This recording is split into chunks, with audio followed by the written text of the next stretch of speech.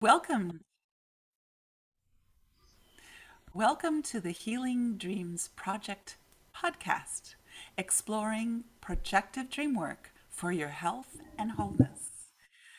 Our hosts are Billie Ortiz and Dr. Royce Fitz. I am Viviana, the producer. And today's special guest is Star Edwards. Star's preteen days were filled with learning guitar, designing her own clothes, and book outlines. Art and music kept her sane in an unstable, scary world. Gemology found her when she worked in a jewelry store as an engraver. Her dreams led her to healing a raw past to the fruition of a grounded core. In this episode, we would like to explore various aspects of Star's life: dreams, music, gemology, art, jewelry, and animals. Welcome, Star Edwards. Thanks for having me. So glad you're here, Star. It's so good to see you again. Lovely Yeah. to see you, and to see you on YouTube in your studio. Yeah. Yeah, This is harp heaven here. well, I see more than harp. I see string Yeah, lots of instruments. strings. Yeah. Next lifetime, I'm taking up flute or something.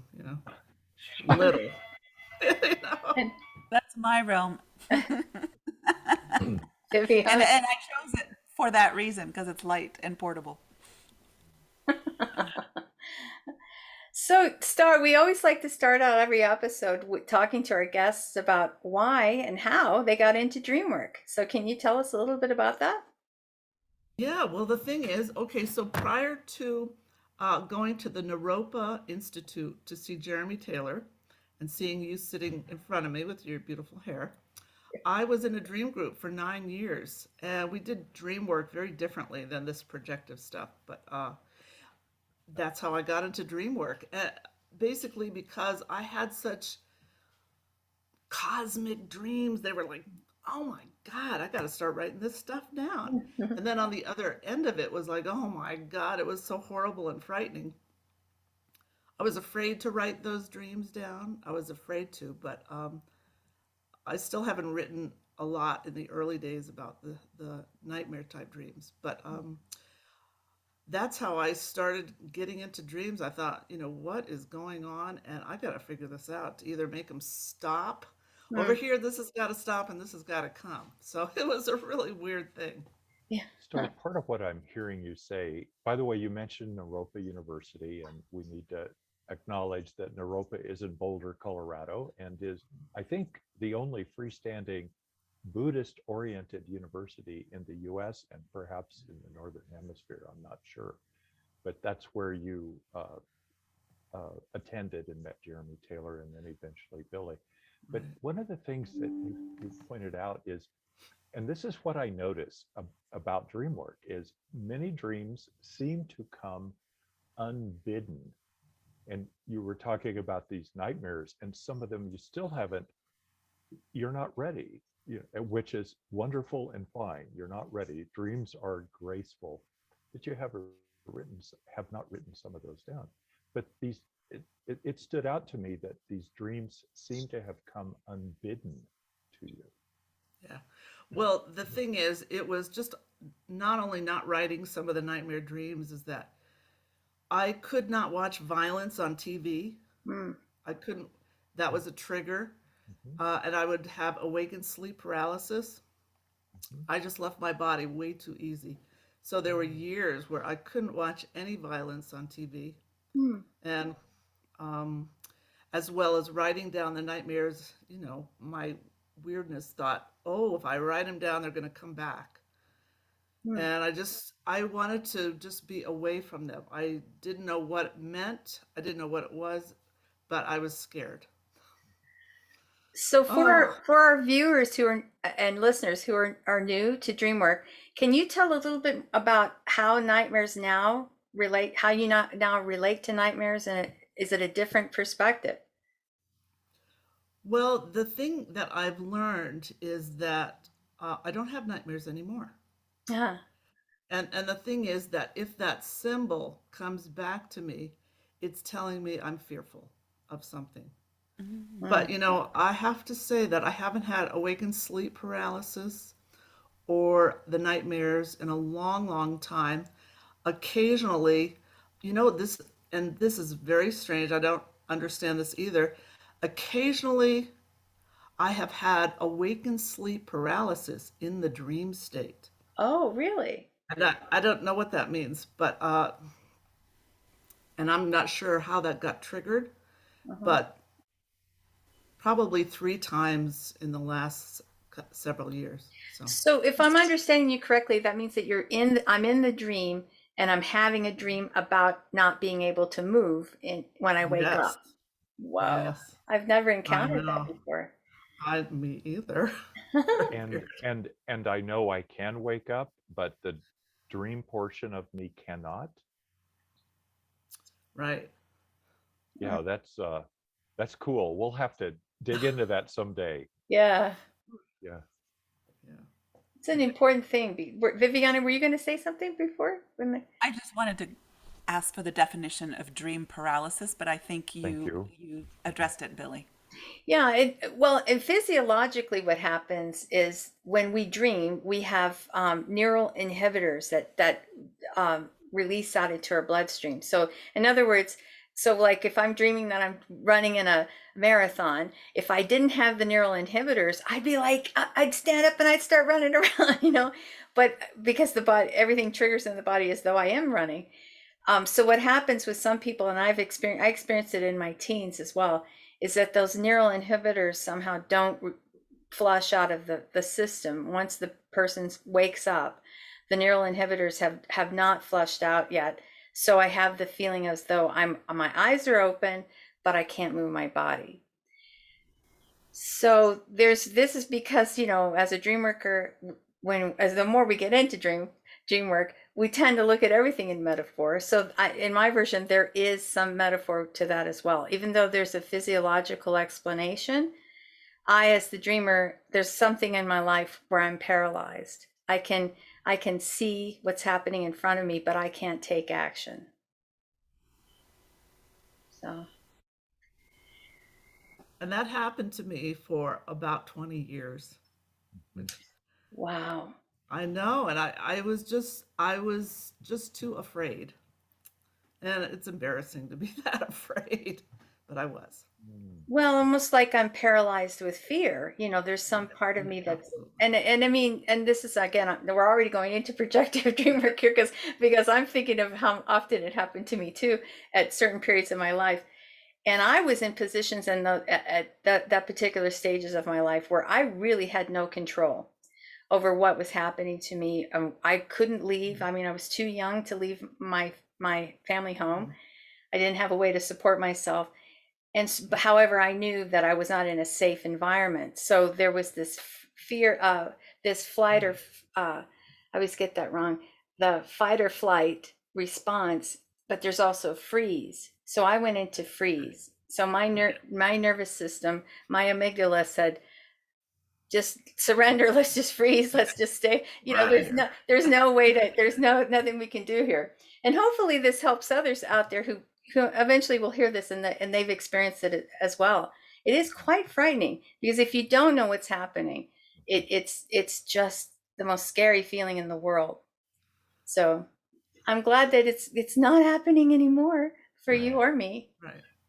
Uh, it- just to own my own own my own dreams. I have my own version periodically during the course of a year of sleep paralysis, and no matter how much coaching I give myself, no matter how many times I consult with my trusted others about this experience, it is hellishly terrifying. Yeah, yeah. Well, awakened sleep paralysis plus the nightmares. And it was Hmm. really hard. It was just intense for so, so long.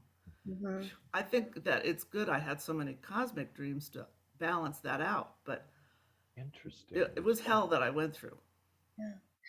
So tell us a little bit then about what you would define as a cosmic dream. Oh, okay. Mhm. Gosh, I have so many. Okay, so I met these beautiful dream guides. I call them the twins, Mm. and they were probably about 6 or 7 feet tall. And I've seen them about 4 or 5 times now in my dreams. They are always the same. They're wearing white robes with blue sashes here and kind of curly-ish hair. I don't know, something like that. Mm. And okay, so the first time they showed me how to focus and see angels, and Oh. they taught me techniques to do that. The second time, I saw them, I don't know where I was, but I saw them, and I was so ecstatic that I fell down on my knees. And the lady that was in this dream said, "Oh no, they don't want you to worship them. Mm. Don't do that. Please don't do that." And so I got up and but anyway, it was just, they were in a parade with all these angels and other beings. Anyway, the other dream, which was really still life changing, was I made a call to my mother's and my brother's guides and angels one night because I was really wanting some answers. So go figure this out. Please help these people. Is there anything I can do to change this? Because I don't like this. Mm. So, I mean, it was so vivid. Oh my God, so vivid. Lay on the ground, lay on the ground. I was camping. Anyway, and I had this dream. I call it the Council of Three, where we were all together, my mom, my brother, and these two beings. And they showed us the board that was sitting on this table and how if I make a decision about this family or this life, I'm moving the chess piece over here. And that they told me that everything has consequences. For every action, it ripples out. And they showed me what could possibly happen. And then, so they also gave me the choice. They said, okay, now that you've seen that what you have decided to do, and I basically, my question was, can I change my contract with these people? Mm. And can I change it because I don't like it anymore? I want this stuff to be out of here. I want my brother to leave my mom's house. I want to stop hearing her nag. And so the one thing is that's so interesting is that the end part of that dream, they said, you have problems with illusions. And that I wrote it down, but you know what? It wasn't until last year that I finally dispelled the illusions, all of the illusions. Well, at least the ones you know, I'm conscious of anyway. So the thing is, I just have to say that my mom um, lived in the condo. My brother was there. He's Mr. Sponge. He was, leeching off of her. I had to hear her complain all the time. So that's why I asked the guides and the angels, is there anything I could do to change this? So they gave me a choice. Do you want to change this contract? And after seeing all the little chess pieces type things moving, I said, okay, no, I won't change it. And so then what happened is a month after that dream, my older sister came down from Ohio, moved my brother out of my mom's house, and took him to therapy and got him help. Now, this is many, many years ago. This was probably 10 to 15 years ago. Yeah. Yeah, yeah, thank Yeah. you. So had I actually said, yes, I still want to change this, Mm. I would have affected this whole course of action. And so I didn't want to do that. Wow. Yeah. It that's just it's amazing to me to hear the stories that you're telling, having imagining myself as Star, is that I'm terrified by so many of my dreams, and then to be fed and nurtured so clearly and vividly from my higher, the higher ascended masters or whatever whom Oh, I'm connected with. So it's just that's quite remarkable. So I'm going to ask you a couple more questions, and let Viviana and Royce ask too, and then we're going to move actively into working the dream that you sent us, because I think that's okay. a good way to go. I wanted to mention the one that I love so much. is the practical information that I know that you received in a dream about a circular harp that you were so inspired to Right. manifest. I have it here. Yay! Here's my little harp.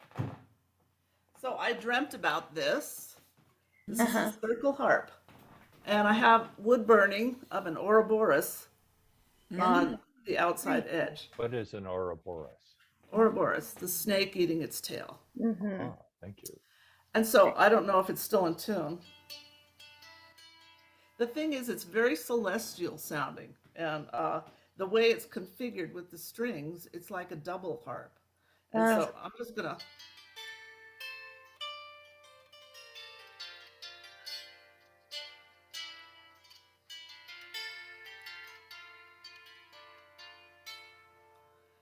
Anyway, so I call this the Gaia harp. That's great. And Yeah. I dreamed of this as the I dreamer. did, sure. I dreamed of this. I dreamed of it. And the thing is, I had a picture of it in my office here, and I didn't know what to do with it. But eventually, one of my students was a woodworker, and he made it for me.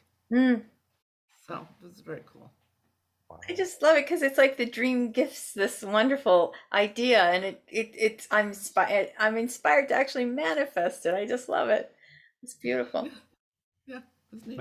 When I experience what you're sharing, Star, about this, and realizing the extremes of dreams that Yeah. the dreamer is describing, I am wondering if it were me, I don't think I could be as creative without these extreme dreams. They pull me out of the Yeah. box. Oh, And look how literally something is manifest, like this amazing new instrument the dreamer invented.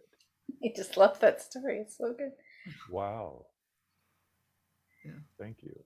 Thanks for bearing these dreams, because this teaches us to Mm. own that we have fear. You know, we're primal people, we're primal beings, and the dreams are not there to harm us. Yeah. Although we Yeah. may feel terrified and potentially harmed, that's not their purpose. No, it's not the purpose. But the thing is, after having all those nightmare dreams, I have to say that what a gift it was until I finally got over being scared that I could look at it. And Yeah. Oh, I was just really amazed, that there's so many layers. I did this dream entry. Can I just talk a little bit about that part? Oh, yeah. Please. That the nightmares, because I grew up in Florida. Mm. Florida's full of bugs and roaches and things all over, any creepy crawlies. Anyway, so I dreamt about bugs, and that was my scary symbol. And the thing is, in my refusal to address the nightmares, they were getting bigger Mm. and more. And it was as if the dream world was saying, look, if you don't just stop and listen to us, Yeah. we're Yeah. going to make millions and millions. So the thing is, I had the dream where, okay, so I'm walking downtown, I'm passing a store window, and here is a big old bug the size of a human being, and in the display window, Oh my. da, da, da, whatever.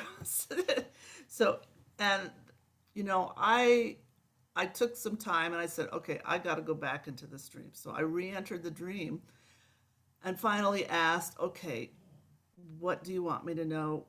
Who are you? Stop it, please, type stuff. Yeah. And so the bug from the dream in the glass window said, I'm your fear. Ooh. And so the thing is, I was afraid of my own fear. And the, you know, the, after doing the dream reentry, I had to ask myself the big question. And I was so afraid of the big question. And I have to share you the question is that, as you guys, you're dreamers, you already know the big question is, what does that dream look like in your waking life? Mm. And for years, I couldn't answer it and I didn't want to. I wanted to hide in the closet because that was also part of my nightmare stuff, was hiding.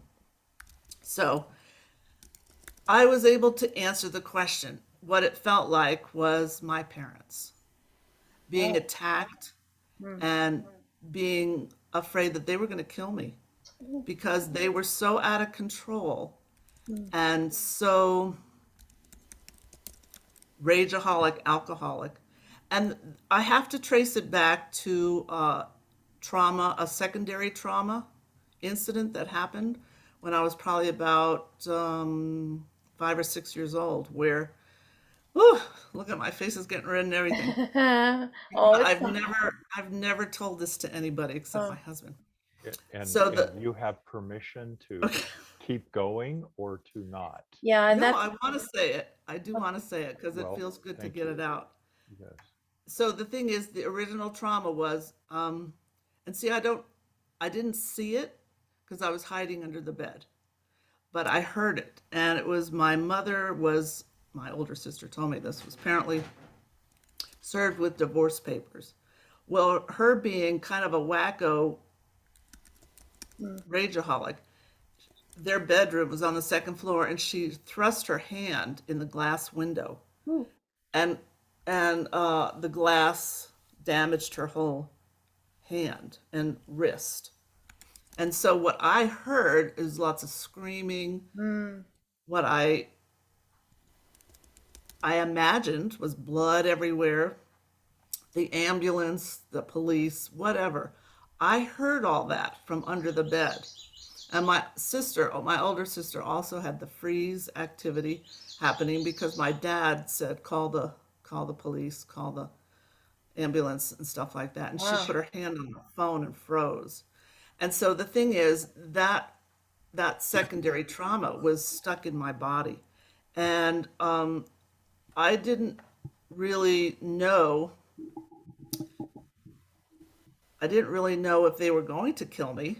Part of my illusions was really that they were after each other, not me. Although being a little person, and I was a very sickly little person, and one of my earliest memories of my dad was seeing him stand in the doorway with a big old belt. So, as a 6 year old, that's kind of scary. Mm, So, those are what the nightmares was trying to tell me. Does this feel like anything that's happened to you? And it's like, yes, it has. And so once I admitted that I was fearful of being attacked, mm, and I was feeling fearful like I was going to be crushed like a bug, that I was invisible like the bug, because I was so sick when I yeah. was little. There was no one there really to take care of me. So I'm not complaining about that, but I do have memories of Oh, that, some of that horrible wow. stuff. So that's what I didn't want to deal with. And so now I'm older, I could kick myself in the pants for wasting so much of my energy on avoiding that. And having the bugs attack me, and thinking that they were going to attack me, and hiding under chairs, hiding under beds, hiding. So I did lots of soul retrieval work. Mm, Every once in a while, I'll still find a hiding dream. So, yeah. Oh, wow. but Thank you for that is sharing all the that. big trauma that I was scared to even be scared of. Was that crazy? Oh, wow. So I'm imagining the courage and the strength it takes to share what you just shared, Star. Thank you. Yeah, I feel like my Thank blood you. pressure is really Oh, high. Well, Whew. I want to say that as you have shared, it's changed us as we've mm, listened. And as any listener is here with us at some point, this is affecting the listener as well. Yeah. And this has a beautiful molecular invitation to change towards health and wholeness. And you are so wonderful to share how long it mm, took you to do this and the courage it took. oh, And that encourages anyone who is listening to this to know that this is a process, not a singular event, right. that we need to keep paying attention to our inner self and to eventually those that we trust in the waking world, Yeah. as well as these beings in the inner world. If it's okay, I don't know what your theological background or religious background is, Star, but in ancient Jewish texts, there are stories of these beings that are sort of like angelic and Oh, not, right. and they're very tall. Anne Rice, this great author who died not that long ago, wrote some of her books that related to making these come alive in the waking world. Yeah. And Madeline L'Engle, who wrote some beautiful children's stories, A Wrinkle in Time, alludes to beings like this. Now, Yeah. Billie used a wonderful word earlier about metaphor. It doesn't matter to me if these are metaphorical story and or literal. Doesn't matter. They have the same power. And so as I'm imagining these beings in my dreams coming to me Mm, for health and wholeness, for yeah. courage, for strength.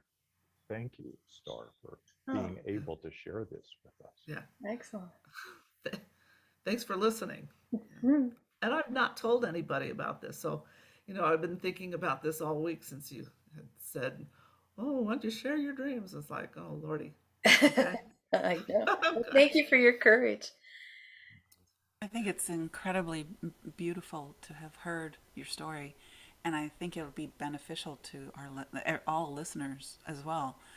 It's I think many people have nightmares and don't know and don't understand them, and the fact that you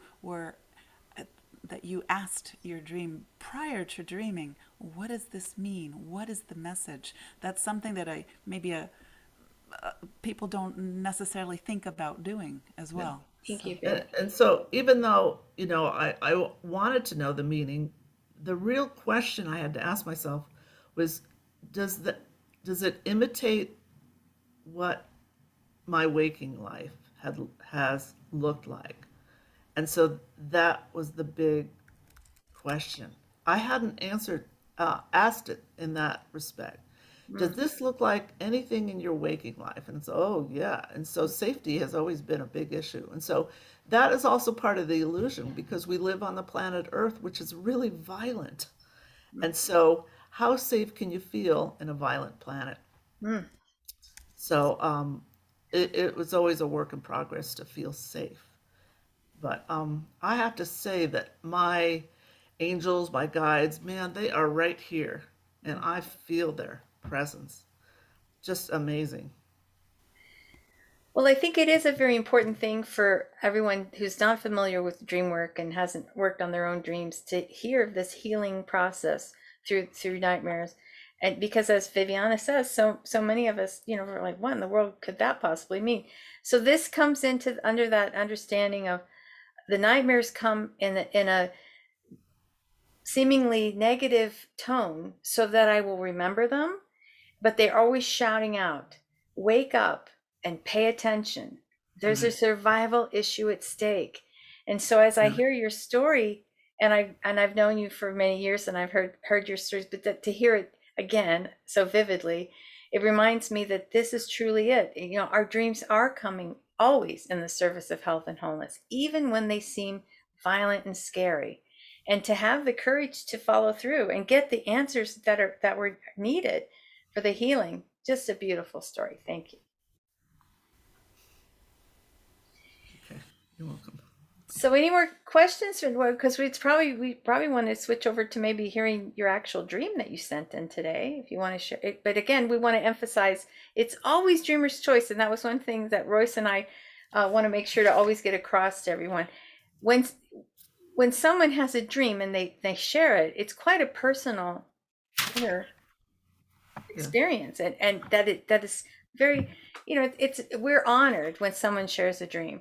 So I would always ask, I always ask permission if people want to share their dream, or if I'm going to repeat something from a dream, I'll ask the dreamer permission, because it is from our inner world. And so it's like inviting us into this part of the dreamer. So it's very much about making sure that the dreamer understands. It's always And their choice very to share or not. personal. Yeah. So what did Viviana and Royce, do you guys have anything before we Well, start? it looked like Viviana did. Did you have something you wanted to reflect on a second ago? Well, there are actually a couple things. I wanted to ask about how you weave your dreams into your music, into your art, into your jewelry, Mm. and your work with animals. Just touch a little bit on all that. Okay, so when I started doing my presentations about the historical nature of dreams and how they changed history, I decided to write songs for them.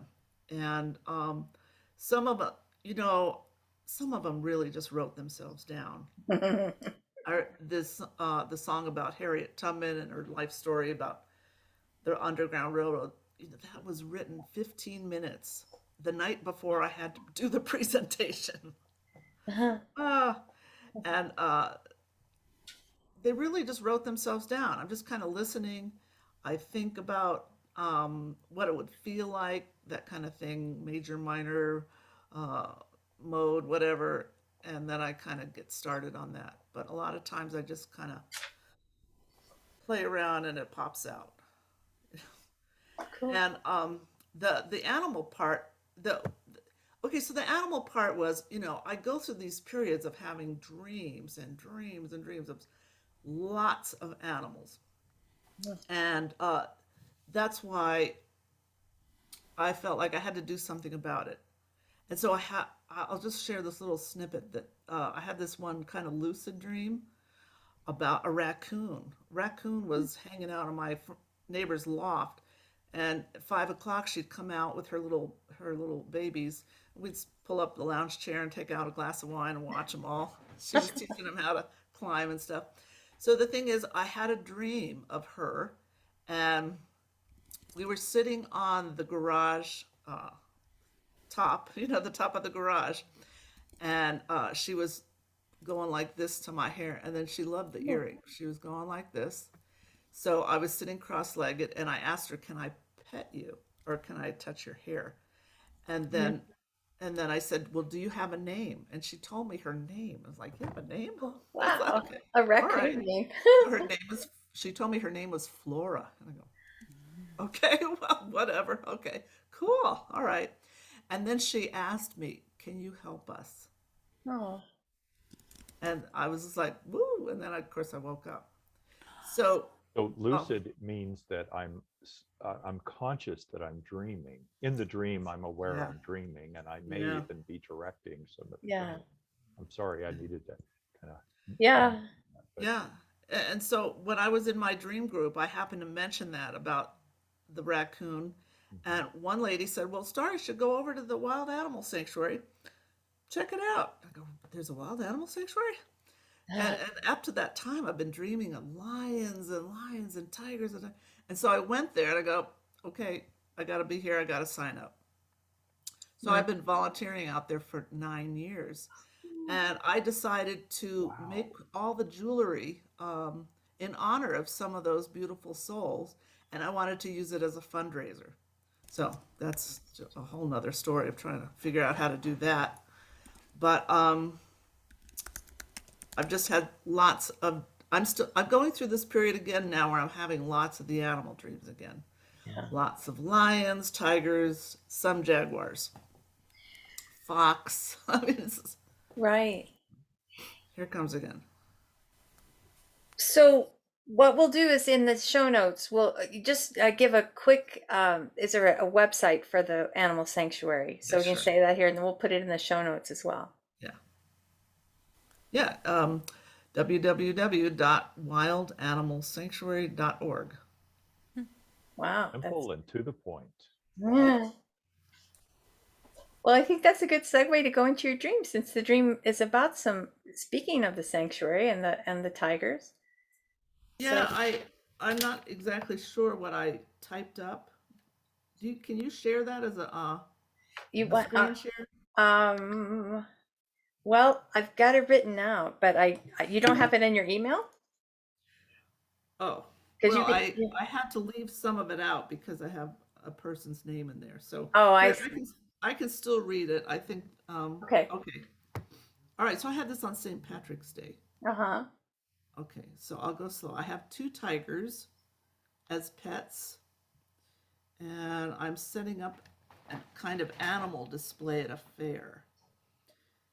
And I tell my friend, let's see here, I tell my friend, uh, I have two tigers to give to the sanctuary.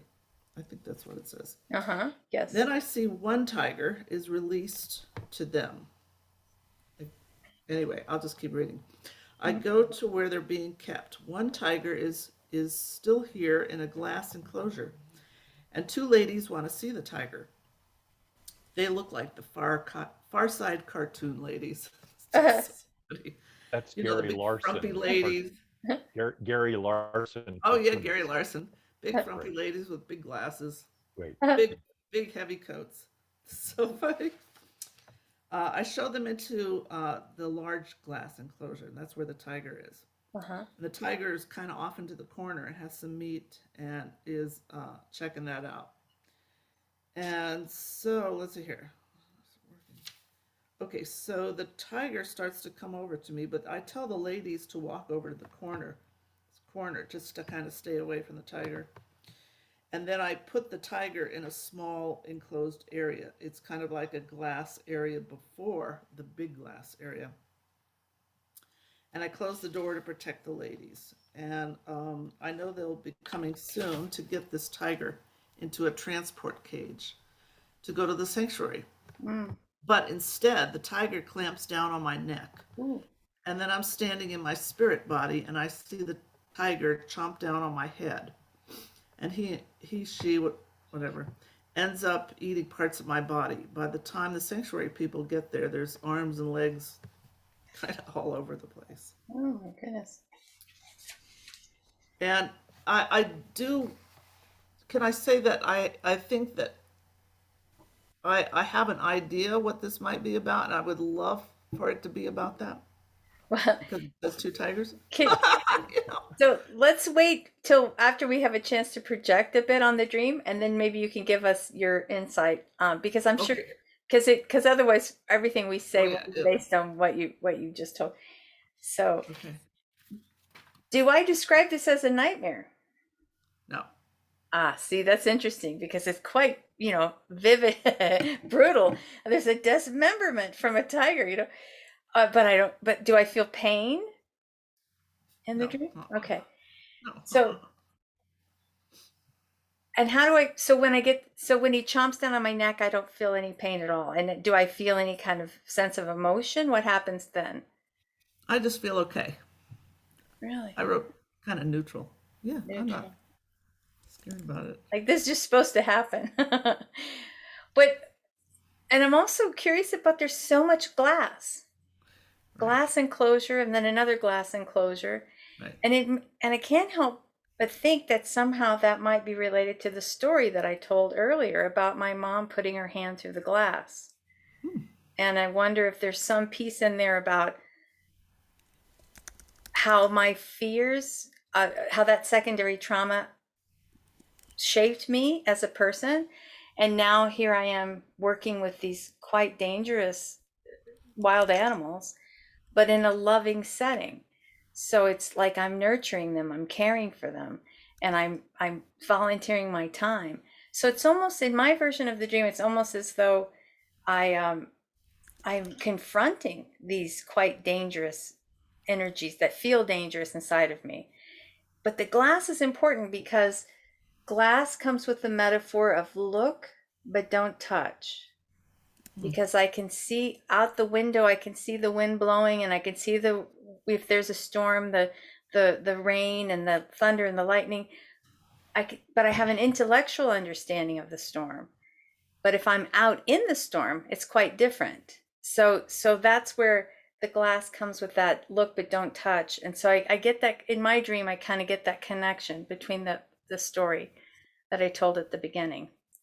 That's where I go with it. There's something that I'm getting an intellectual understanding about, but I'm working towards letting it free. And then what happens is I'm killed in the dream, and I'm just actually dismembered. So this is another place where death appears. which is a really important symbol, as you know. So I'll let somebody else talk now. The interesting so there's interesting pieces in this dream to me as the dreamer. The Gary Larson cartoonists. It's almost for me like these are beings again, because I dream about beings often, and they come in the form of a kind of a cartoonish, two cartoonish women, big glasses, and and that invites me in my dream to uh, uh, to well, I'm being shepherded or ushered into this area where these tigers are, and there's a kind of a lightness for me as because of these guides that are that I'm actually guiding into this area because they want to help. Now, I'm curious what tigers mean to me as a dreamer. Uh, Good would you question. say a little more about that? What they mean to me. I study their characteristics because, part of my volunteer work is education. But what they mean to me is I love them and I love their nature. And so intelligent and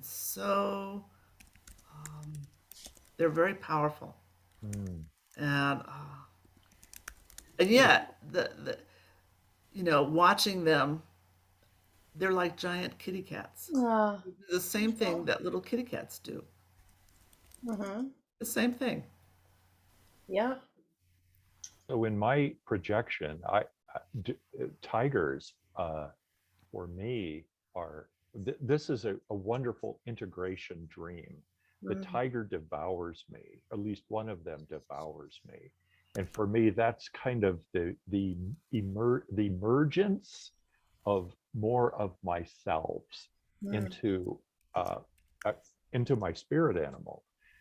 It, I may have a lot of spirit animals, metaphorically or Oh, literally, uh, and I'm being devoured into this spirit animal, and I see myself in this dream. After my spiritual body, if there is such a thing, is detached and watching, and not afraid. In times past, I would be terrified of this, mm. and in this dream, this is like, okay, this is wonderful, and I have warm feelings about the tiger spirit. Mm. Wow.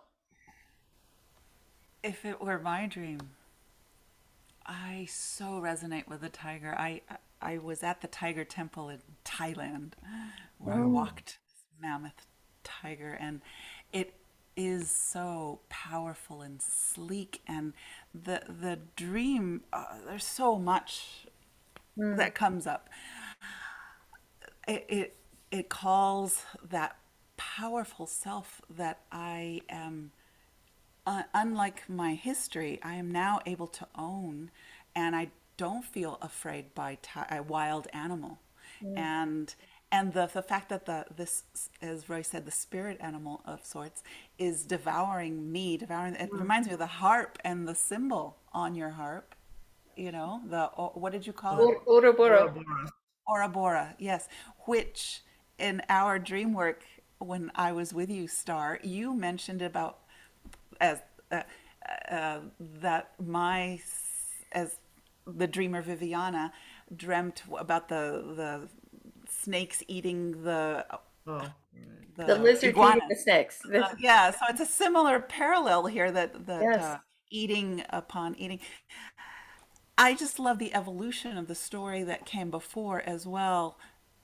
The fact that before you struggled with your nightmares, and this to any other person. Mm-hmm. If if I had had this dream, I would have it would have probably elicited a lot of fear. But because I see the tiger as this icon. I see it as a part of myself. In fact, my hair color is similar to the tiger. So the Oh, tiger is me, and its power is now me, and I see it as one. And the death part of what's happened in my dream is a huge transformation that is happening whether I'm aware or not.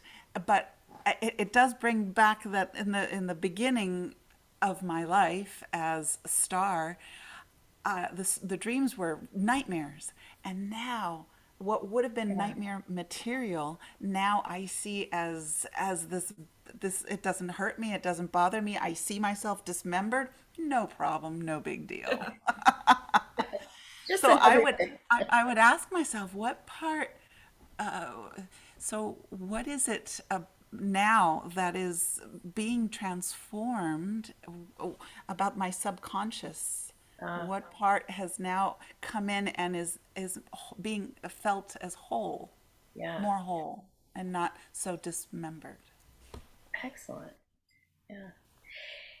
Yeah, that's great. Because I think about how he chomps on the head, and for me that's like get out of the headspace. I need to get out of my and just thinking things through.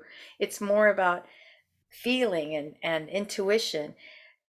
I love that you described the tigers, that they're so powerful and intelligent, but they're just big kitty cats, and they do the same things that little kitty cats do.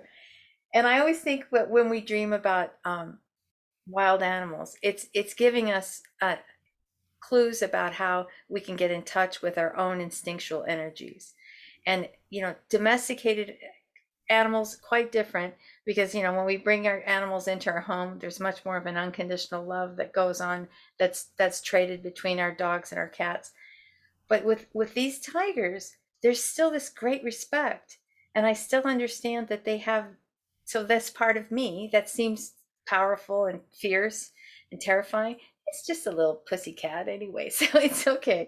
So there's some part of me that I'm getting more in touch with my instinctual energies to the point where I've tamed them. That's what comes to me. Just a quick little insert here.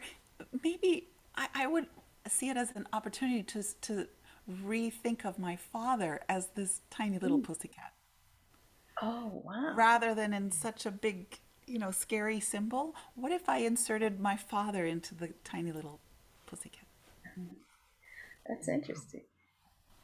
Well, Yeah. if I were the dreamer, I am like overwhelmed by the projections that are coming toward me. I'm curious what the dreamer is processing about the waking world. I think Viviana brought this up. How does this affect me in the waking world, Yeah. listening to these projections? Right. Well, okay, so I'm a dream worker. I've heard this stuff about death being the profound change and the transformation.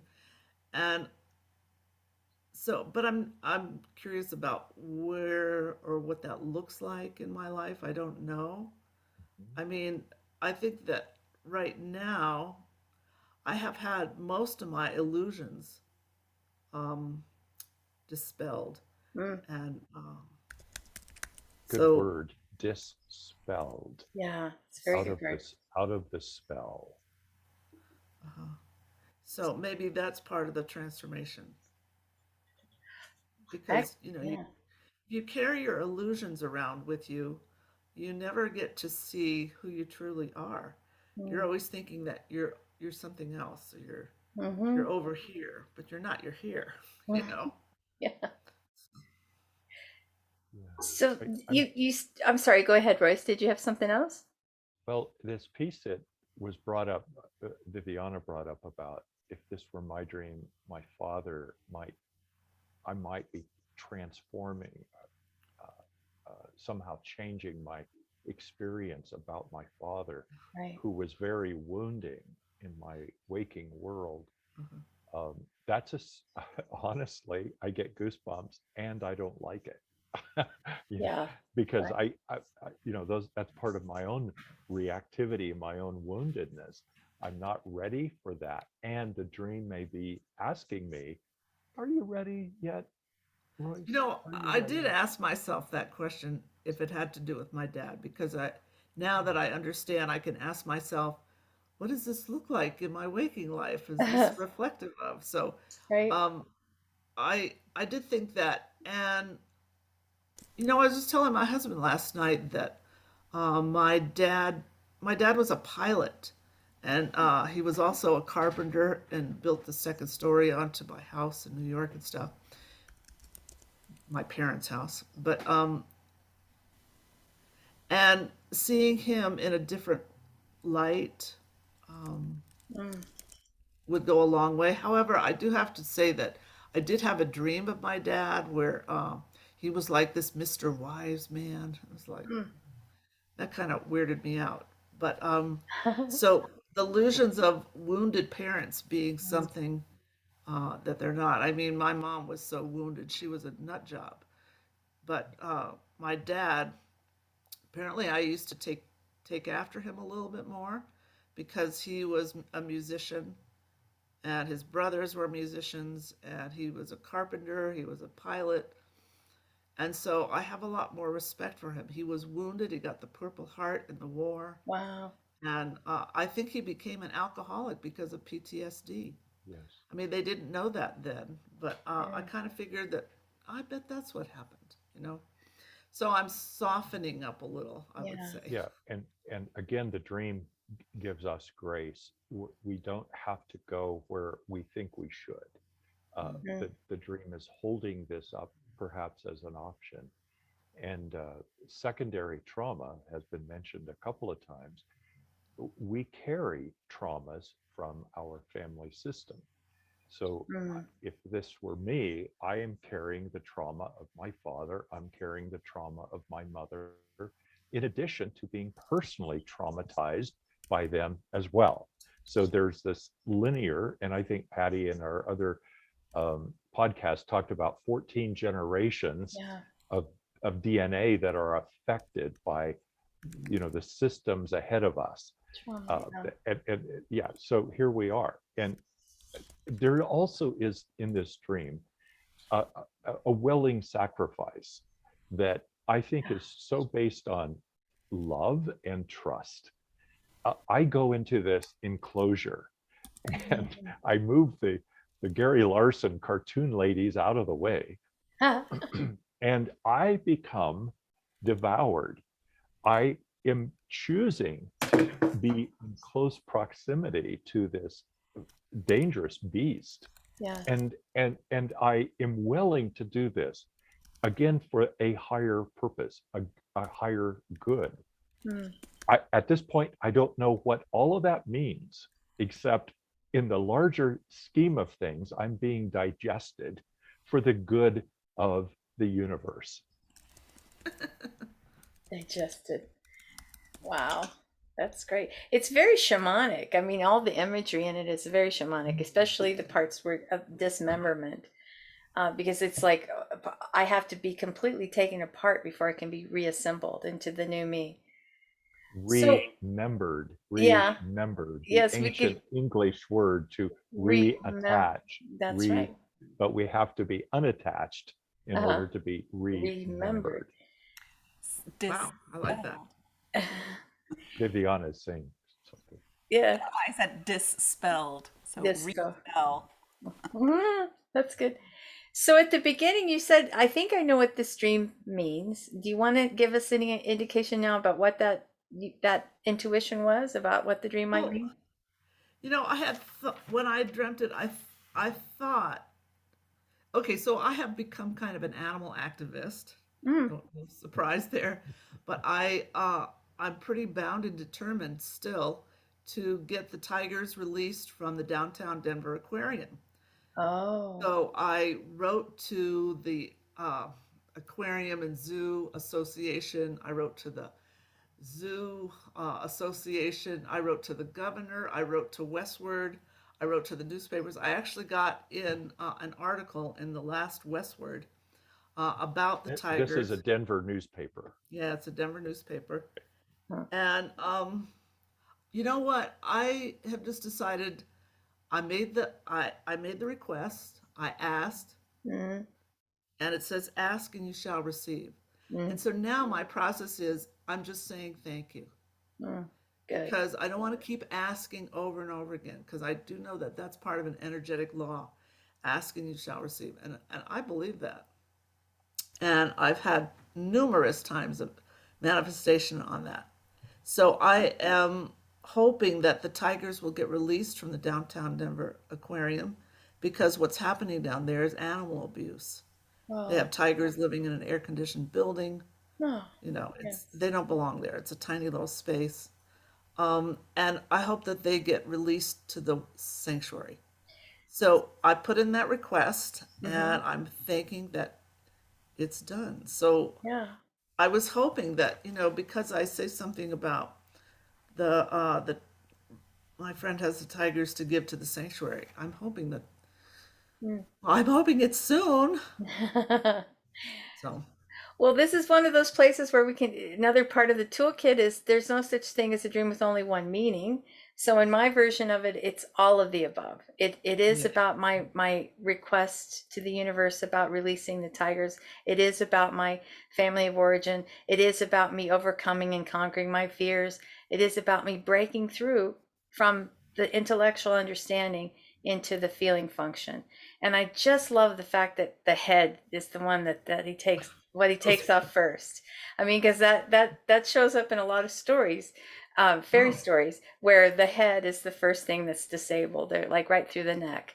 So and actually, I have to just say that uh, there's a reason for that. In the physical, is that the animals like brains to eat because it really, has the most protein. Yeah, I didn't know yeah, that. Well, thank you yeah, for that shocking image. But yeah. When we do animal care, they like the internal organs, yeah, maybe the way it tastes, livers and stuff like that, and boy, brains and stuff. I So, can So see there's a practical waking life so there's a reason for this, practical part of that. Yeah. right? that. And the dreamer is talking about a literal expression of rescuing tigers out of a dream like Mm, this. And as Billie said, dreams mean many things. In the time that we have allotted today, we look at 4 or 5 levels, perhaps, if we're yeah. lucky. And the literal is an influence, is a factor. Now, because we tend to be literal beings sometimes Yes. without a lot of training and coaching, our brainstem wants to go literal right away. Being eaten by a tiger. Where are the tigers in, the waking world? And that's normal and natural. And as Jeremy Taylor often taught us, is how to take a breath, move Yeah. back, and look at the larger picture here, and to not dismiss the literal, and at the same time not to say this is literally what the dream means. Yeah. Yeah. Uh, and it does mean this. So we have to hold all of the above. All of the above. Yeah, very Mm. good. Wow. Well, thank you so much, Star, for sharing everything you've shared today. Can tell everybody how they can get a hold of you, your website. Yeah, it's just starharp at starharp.com.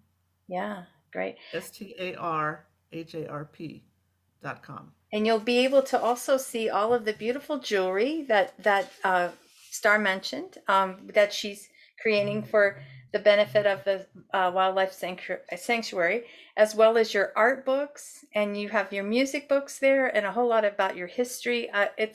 There's a Yeah, lot of yeah. multifaceted, multidimensional website. So my email is connected to that if they want to get in hold of me. All right, great.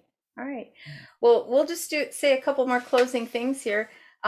We want to remind everybody listening and viewing that we have a dreamer hotline, and you can call in and leave a snippet of a dream or a question, whatever you're curious about, and we might consider featuring it on an upcoming podcast.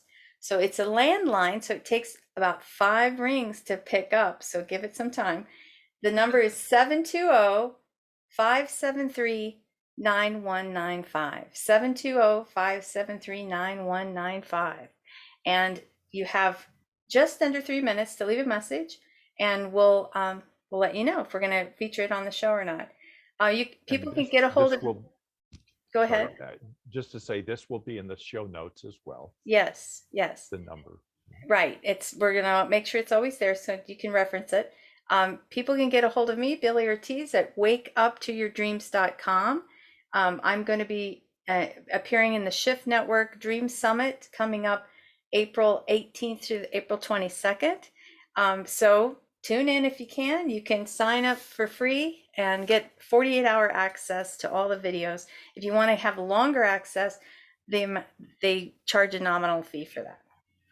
So the Shift Network is a worldwide dream exploration event, correct? Right. This is the DreamWorks Summit through the Shift Network. The Shift Network does a lot of workshops based on all types of you know expanding your consciousness, shifting your consciousness, medical intuitives, energy healing, all shamanic work, all kinds of things. And this particular summit focuses on dream work. Very good. And so you're going to make a presentation. I am. I already have recorded it. It's set to come out on the Yay. 21st. All right. And Royce, where can we get in touch with you? Go to roycefitts, FITTS.com, and I am a spiritual counselor as well as dream worker. And I would invite you to reach out to me to explore dreams as well as your own journey to create meaning, purpose, beauty, and adventure in your life. That's cool. We need this today in the world where there is so much, as Star so said powerfully a little bit ago, we live in a violent world. Yes. And there are ways to address the violence, both within and without. And she has shared today some beautiful ways that as she has healed through this. And this is what spiritual counseling and dream work is about. Great. And Billie, you offer classes, right? Oh, right. Yes, thank you. I have groups that meet a group that meets 2 afternoons a month, and then another group that meets 2 evenings a month. If you go to my calendar on my website, you can see the upcoming dates. And private sessions as well. Yes, that's correct. Thank you. Thank you. Wake up to your dreams. Well, I am Viviana. I can be reached at viviana.org, viviana.org.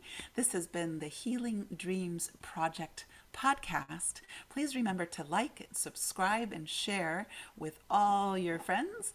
I want to thank you for being here with us, and especially to thank Star Edwards for being our lovely guest in this episode. All right. Thank you all for having me. Thank you. Blessings to all.